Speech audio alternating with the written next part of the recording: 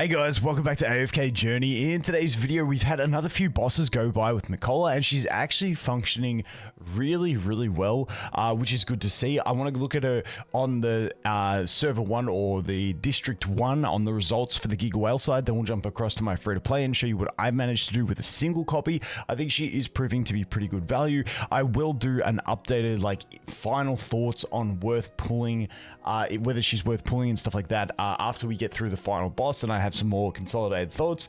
But let's take a look at her performance over here. So we're on District 1, and the Lone Gaze, she's actually slotted into a best in slot team. Now, we do still have some people using the Scarlita formation, and that is sitting around the 51-4. This one's a 53. It is a pretty decent gap, but once again, it just shows that, you know, if you have these other heroes, you can still get pretty decent scores, but, you know, considering that her replacement in this fight for the whale side is Scarlita, who is another Celestial Hypergene. Pretty promising that she is able to pop up here. Once again, I don't think she's like the reason the team's doing the best, but you know, she is a complement to it with better buffing. The interesting thing when we look at this team is your main damage dealer is actually Freyesto, and then, you know, Smokey, and then we got Shakir in there as well. So it's a very interesting team in terms of damage spread. She is actually doing a reasonable bit of damage, just over a third of Smokey's as well.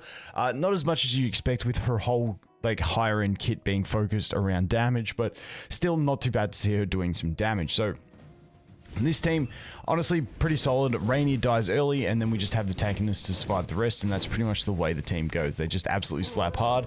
And once again, it's just literally about this team. You've got a full melee team that is always in the range, obviously except Rainier, but a full melee team that's always in range of her circle. So that's why this team works really well. I couldn't get it to work in my personal Lone Gaze team over on the free-to-play account. I just couldn't get it to function. It's just not a fight with, I'm still trying to use Coco to survive and stuff like that, so I just couldn't slot her in personally. But in this team, you can tell the Freyesto very catered to this melee style of gameplay. You got two Freyestos in there absolutely slapping hard, and that is where you're getting the massive damage output from. Once again, also buffing him with Shakir as well. Smokey getting teleported in there, so Smokey's also in the range of the Shakir, adding to the buff that everyone gets as well. So pretty solid comp there. That is the Lone Gaze. Who were the other bosses that we just went through that I hadn't covered yet? It would have been the Snow Stomper and the Necro Dracon. Let's take a look over at the Snow Stomper. As you can see here in the Snow Stomper, we do get Sophie up here pretty high with using her in this team. And using her in this team, you know, what's she replacing? A Thorin, you know, and then we don't see her again for a fair while. So it shows you that, you know, you can see her down here. It shows you that she, you know, she can have a place in this team so far. Once again, this is in the current meta that we know. Once again, some people may not be sharing their teams, may have higher scores, but, you know, she's usable, but not optimal in Snow Stomper. I'm not going to go through all of these replays, but yeah, let's take a look at the damage spread when she is being used. You can see, once again, going back to dealing absolutely zero damage, but it also looks like absolutely zero damage because we are comparing it to a pretty highly buffed Lily over here, so not too bad there. And then the other fight was the Necro Dracon, and as you can see, she's actually popped into the top team. And the big difference that you notice in this top team is that her and Smokey replace Scarlita and Merrily. So once again, she's replacing in these optimal teams another Celestial Hypergene, which isn't a bad spot for her for, you know, the whales. But the problem is the whales do have probably Scarlita built anyway, so, you know, it's just, it's one of those ones. This is another case of, from what I can see, once again, other people may have not shared their results, but it just seems like she's an option, but not a necessity in this fight, but still contributing to the team. Once again, this is just a Lily buffing team, and that's what we are looking at over here in the Necro Dracon. So that's basically viable in 2. Pretty strong in 1 for the Lone Gaze. As we go through the others, we haven't done Alphabet yet. Just to recap these ones, you can see over here in the Skyclops, she actually worked amazing for me in the free-to-play Skyclops team, not dropping into the meta at all here until you see down here where she pops in. And then as we go into King Croker as well, this was another fight where she worked really well on my free-to-play side. You can see Baze dropping her in this team. So once again, usable, but not optimal in a lot of these fights is what we're seeing. And the Lone Gaze is the one where she is shining the brightest so far based on the results that we're seeing over on this District 1. So I'm going to bounce over to my free-to-play and show you guys the updates there.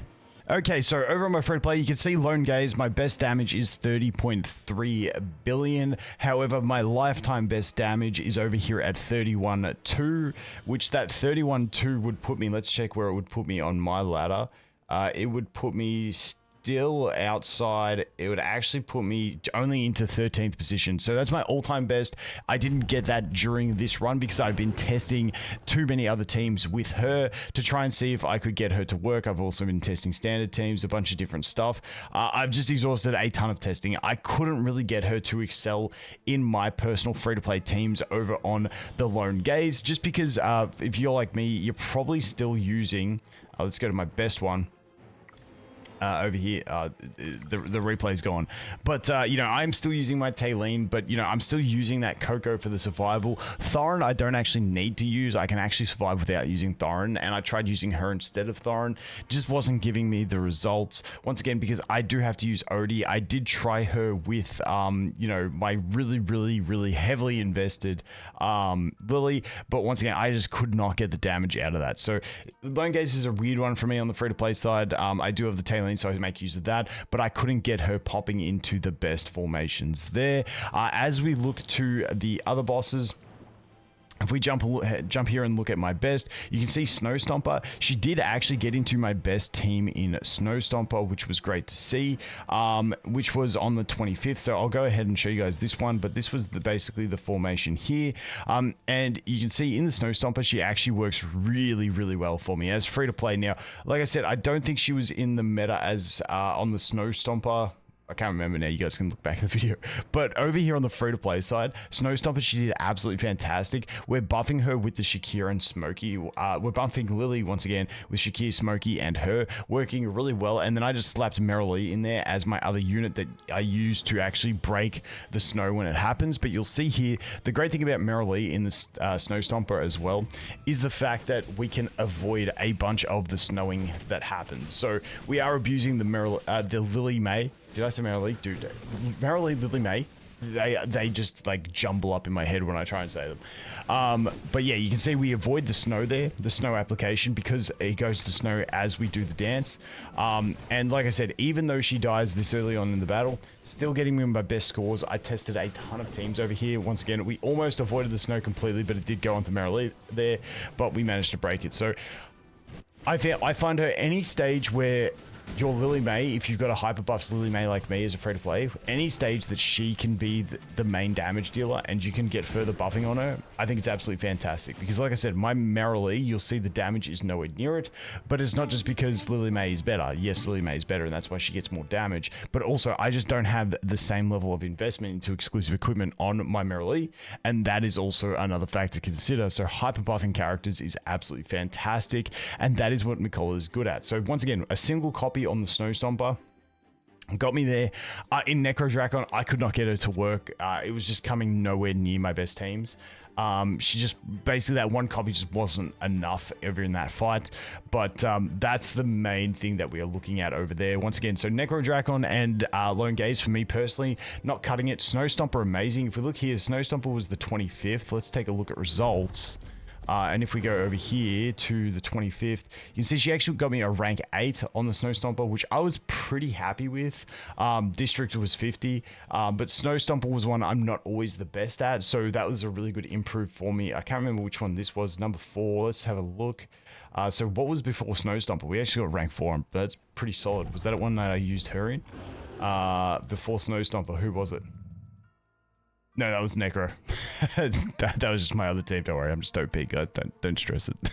But yes, that is where she is looking at the moment. Like I said, over on the Giga Whale side, she's sort of looking like best in slot in Lone Gaze, and viable in a fair few of the other bosses. But over here on my free to play, from my personal experience, once again, you know, my unique play of having Taylene and stuff like that, she's still slotted into my best team for three of my teams so far. We still have the one boss to go.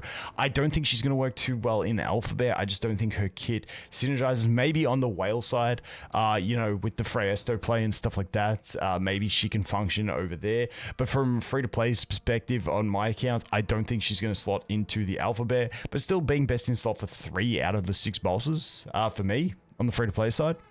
I mean, pretty good value out of that one copy. Like I said, I will update you guys once we get the final thing. I'm going to do some more research, see if anyone's actually found any like really solid PvE, AFK stage teams or PvP teams. At the moment, I haven't seen anything crazy meta breaking that people are talking about, but I will update you guys and I'll do a whole video on that in the next couple of days coming.